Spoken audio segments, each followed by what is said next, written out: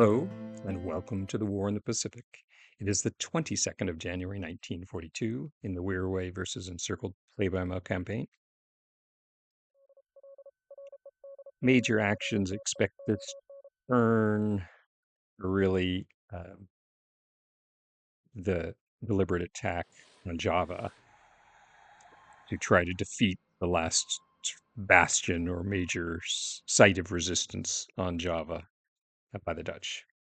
So O24 is responding to our invasion of Kopang, misses a shot on our withdrawing task force. We're sweeping mines at Rangoon. Oh, their I-16 takes a shot at S-34, but does not hit. Ah, so it wasn't two destroyers, it was a single destroyer. And destroyer squadron 30, it's 31 actually, I think. A bunch of small, just post World War I destroyers, but they are armed with long lances. We're going to take on Smith.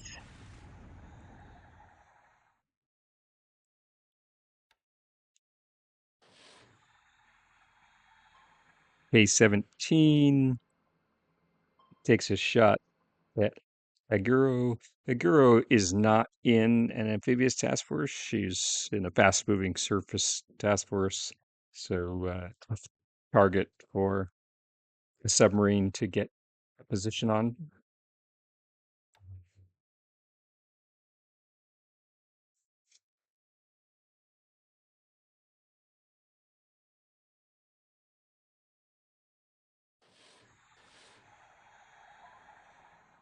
A DM Ramsey in the Cook Islands.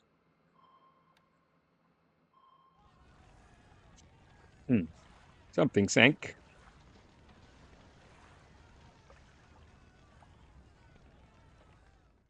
Not sure what.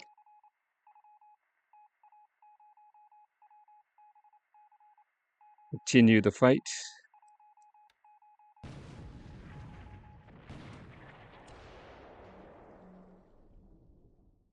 So Smith looks badly damaged, but so is Yuzuki. Not a great trade, 4-1. So again, these are small ships built just after World War One. Smith is more modern, has better guns. But the rest of the destroyer squadron continues after and finishes Smith off. So the key thing will be, can we save that other damage destroyer, or will it end up being almost a trade?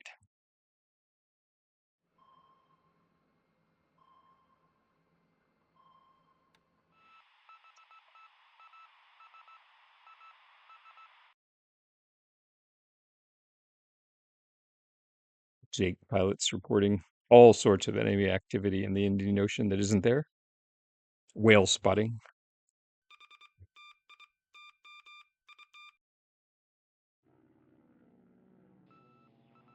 Okay, so it does not look like he, so far, has attempted to interdict our invasion task forces in the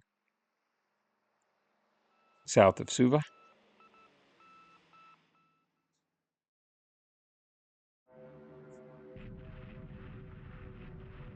I was wondering if he would long-range cap this hex from the adjacent hex, but he doesn't like putting his fighters in that position, so he did not. Good news is heavy clouds over Rome.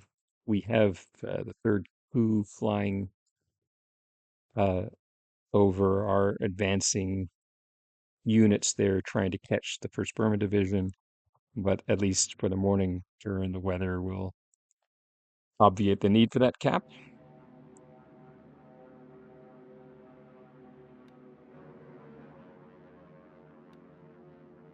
Yes, and the sweeps go in ahead of the bombers at Xi'an, which is always good.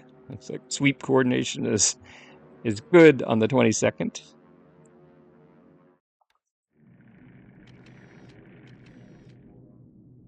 Our bombers are hitting ground units at Madioen this turn to see if uh, they can tip the fight in our favor.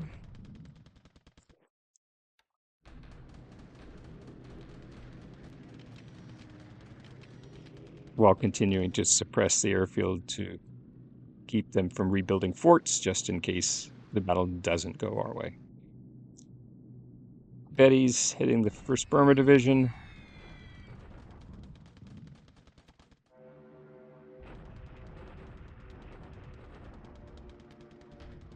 Again, our goal with these attacks is to slow its retreat so we can hopefully catch up with it. We sighted some AKLs in port in northern Borneo, so we're gonna. They're hiding from our surface ships. Looks like we didn't catch any at Brunei, even though recon reports there were 2 there. As far as I can tell, all that's left are 3 AKLs, now 2 perhaps, in northern Borneo, and a few more in southern Borneo.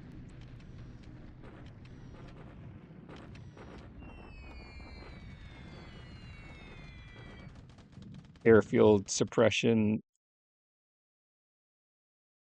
and attacks against his units in reserve. Weather's much better today than yesterday, so the results are correspondingly better. Sally's just hitting the airfield at Singapore to keep him from rebuilding forts. We won't attack at Singapore this turn, resting our divisions.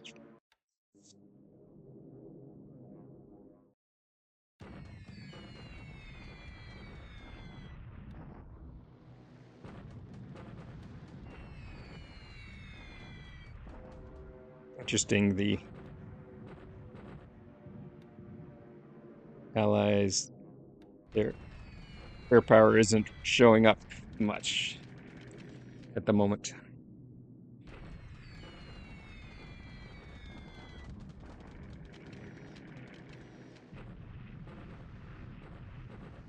B-17's hitting an empty port at Camaran Bay.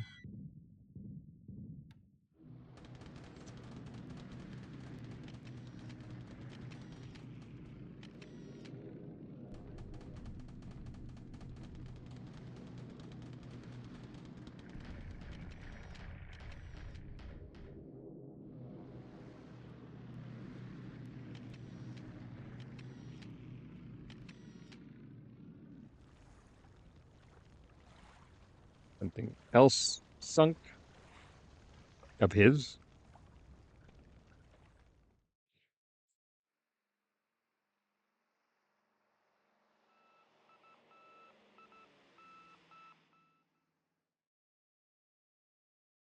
Hey, the afternoon phase.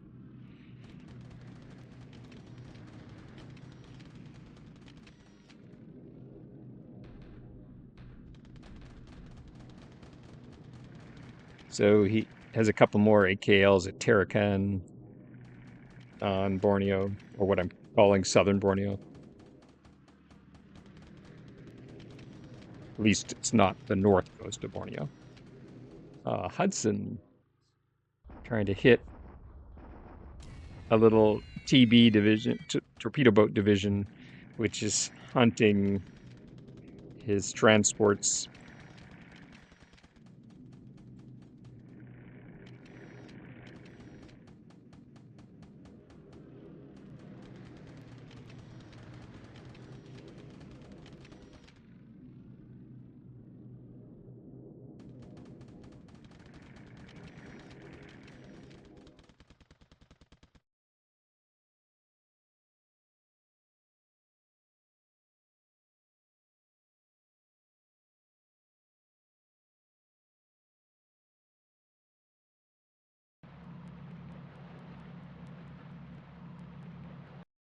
An afternoon landing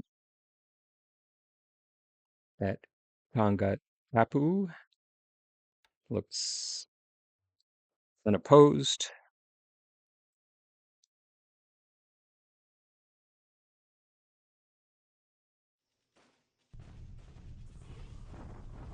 Deliberate attack along the Xi'an Nanyang Highway. Should be getting near the end here. So he started with 315. He still generated 625, so we barely got 1-to-1. We suffered almost no casualties. Probably a tank and some trucks destroyed. His casualties were quite heavy.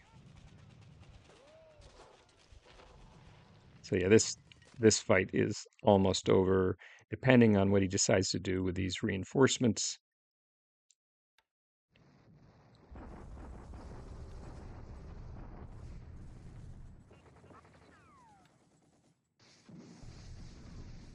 Another deliberate attack at Suva. He's at a 67 raw. We lost 16 disabled and 1 destroyed. Interesting, 3 engineers destroyed. He lost 13. More engineers, more non-combat.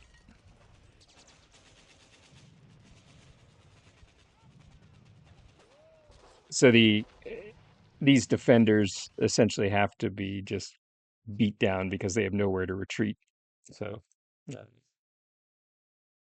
but that's fine.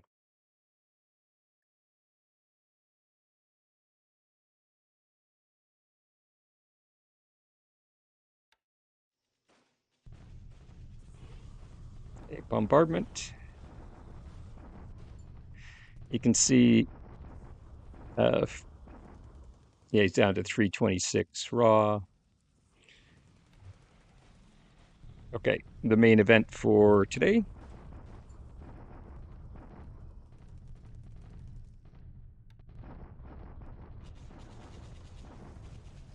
Our units are tired, but they got it done.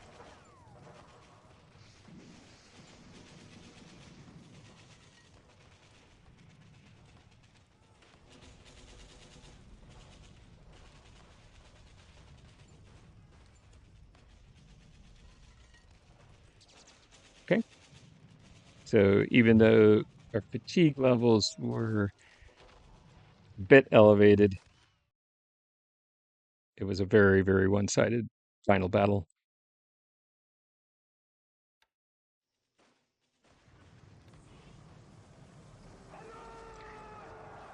Enemy falls unopposed. So 1-to-1, port level 1. We suffer a lot of disablements. We'll see what the actual number is. Yep, it's going to be a bit of a drawn-out fight there.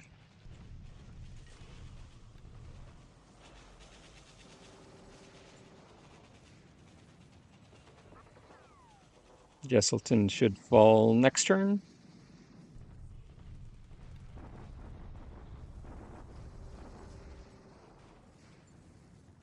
Still stowing pretty significant casualties from his bombardment. As far as I know, he doesn't have any artillery, so I'm not sure.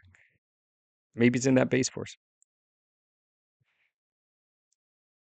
Okay.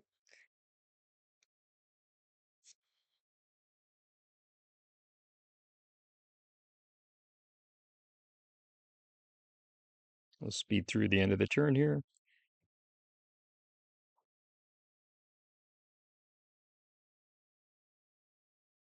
Okay. So all of Java is just about ours. So it's the 23rd of January. So this is a very, very good outcome as part of our phase 1 objectives. Singapore is about to fall. So both of these are on schedule, set us up well for phase two operations. And we have lots of options for phase two, and I'll talk about those in videos next week, this coming week, that is. Uh, won't go there today. Okay, so recon is still showing two AKLs at Brunei. So just to revisit this picture while we're looking at Borneo, about a week ago, noticed a significant number of AKLs moving from Singapore and from Palembang heading back east. And at first I was a little puzzled what was going on. And you can't actually see the path of the movement. They just sort of appear um, during the morning air phase, and then they appear somewhere else during the next turn's air phase. And in some cases, they were hiding uh, at small dot bases, so they would not be visible at the end of the turn. But dive bombers operating out of Singkawang and surface ships transiting this area the surface ships stumbled into the AKLs and destroyed a number, and then the dive bombers finished off most. So he lost about 10 AKLs in the course of a couple days here. Um, Obviously, there's no sign of troops on board, so the suspicion is they're pulling supplies out of Palembang and trying to get to Luzon. So then I started looking more closely at his bases in northern Borneo, even though I have naval air search and didn't see any signs of his ships making their way along Palawan and towards Luzon or south to Palawan. Doesn't mean it didn't happen, but uh, I think we've shut down any resupply effort, which would have been very high risk anyway, because we've held Singkawang for, you know, month and a half and had naval air search there since the first few opening days of the war. He does have some AKLs at Tarakan and some more down at Balikpapan. Uh, they can't easily sneak by. We have naval air search operating at Cotabato and have had it for a month or so. So maybe they're making this run, but I haven't seen any signs of it. In any case, our upcoming operations, we're going to move north from Mindanao into southern Luzon and into northern Luzon with the phase one goal sort of by early February. It's not critical to other timelines, but want to drive him back into Clark Field and take Manila and take the rest of Luzon from him, and then we'll just let him starve.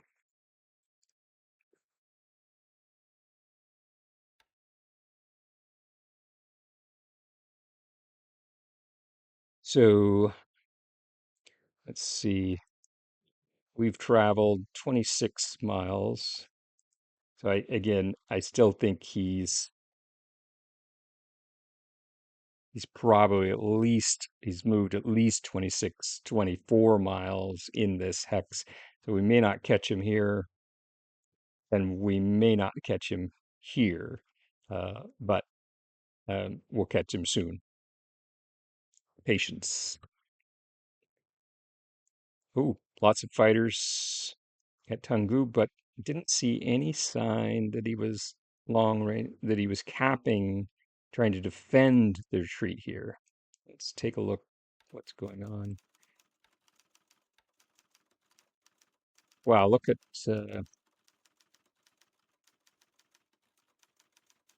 at all those losses.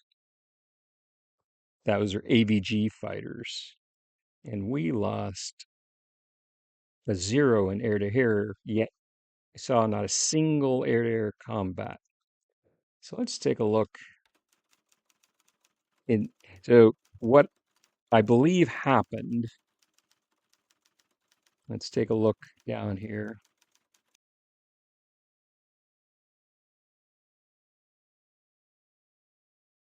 Yes, third coup.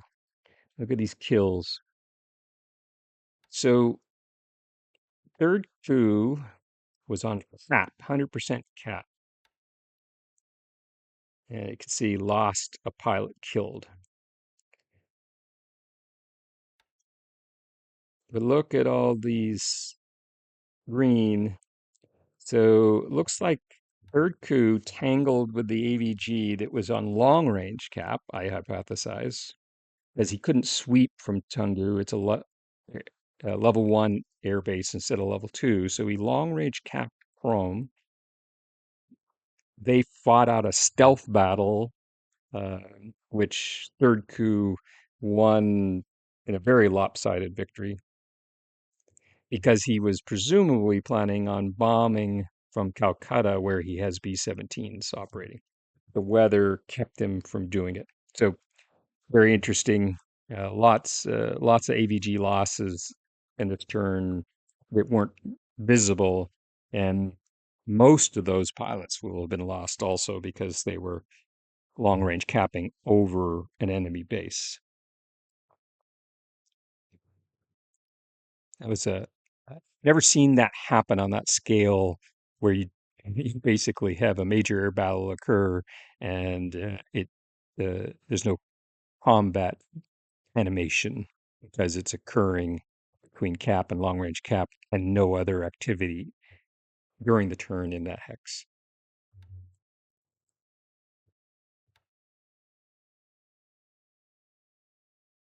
So this says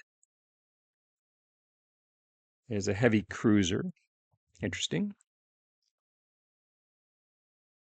Don't know what those are. This is a destroyer. Let's check on. So she would make it except for her fires. So Izuki might make it. We'll see. It looks like he's sending another single destroyer, probably to try to catch my fast transports offloading at Nadi, though it could be actually a fast transport trying to pull troops out of Suva. Hard to tell. Um, I don't know why he uses single ship task forces. Normally, that would be a nerve-wracking position for that destroyer captain to be in. Uh, um, Normally, they would have deployed in a division of 2 or a squadron of 4, something similar. But we've landed here. This is a relatively important base in the Tonga Islands. It's the only base that could be built to level 7.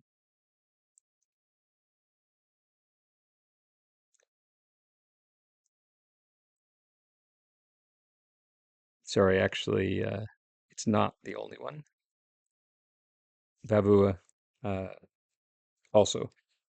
I want to take Tonga Islands because I don't want them to, because they offer relatively large airfields, um, and they would be the primary counterattack against my base at Suva that I plan on establishing and operating well, into at least early 43 if I can hold it. Okay. Aleutians were still quiet, it appeared. Well, looks like we're getting near the end of achieving our phase 1 objectives, and that's good and on schedule. And I look forward to our next chance to talk.